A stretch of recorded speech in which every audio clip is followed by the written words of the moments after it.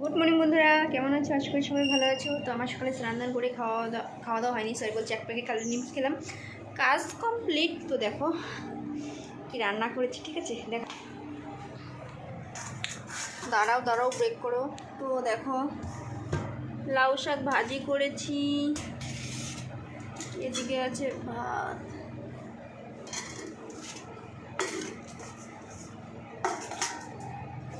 এটা কি বলতো, এটা হলো লাউয়ের ডগা দিয়ে, আলু দিয়ে, সর্ষে দিয়ে, কাঁচা তেল দিয়ে।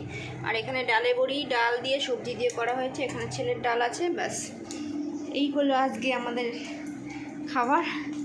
রান্না হয়ে গেছে সকালেই, এখন প্রায় 11টা বেজে গেছে। ছেলেকে খাওয়াবো, হাজব্যান্ড আসবে, তারপর ও দেখি কখন খায়, কখন খায় বলে, আসলেই তো খাবে, তাই না? 11টা বেজে গেছে, আমারও খিদে পেয়ে গেছে, খেয়ে নেবো। ছেলেকে খাইয়ে যদি ও আসে পড়েন তাহলে একসাথে খাবো, আর যদি না আসে তাহলে আমি একা একাই খেতে হবে। কী করা যাবে বলো, এটাই তো জীবন। অনেকে দেখবে 9টাতে খাওয়া ঠিক হয়ে যায়, কিন্তু আমাদের খেতে খেতে একদম 12টাই বেজে যায়। কি করব, কাজ ব্যস্ততা, তাই না? তো